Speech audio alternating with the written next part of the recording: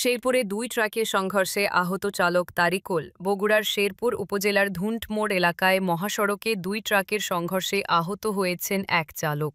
শুক্রবার সেপ্টেম্বর দুপুরে এ দুর্ঘটনা ঘটে। প্রত্যক্ষদর্শীরা জানান, বগুড়া থেকে ঢাকার উদ্দেশ্যে যাওয়া একটি ট্রাক নিয়ন্ত্রণ হারিয়ে সামনে থাকা আরেকটি ট্রাককে ধাক্কা দেয়।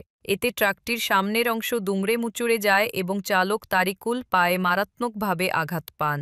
স্থানীয়রা তাৎক্ষণিকভাবে তাকে উদ্ধার করে শেরপুর উপজেলা হেলথ কমপ্লেক্সে ভর্তি করেন। শেরপুর হাইওয়ে থানার উপপরিদর্শক এসআই আল আমিন দুর্ঘটনার বিষয়টি নিশ্চিত করেছেন। দুর্ঘটনাগ্রস্ত ট্রাকটির মালিক দিলবর বলেন, ট্রাকটি বগুড়া থেকে ঢাকার উদ্দেশ্যে যাচ্ছিল। চালকের সঙ্গে কথা হয়েছে, তিনি বর্তমানে সুস্থ আছেন। নাম কি?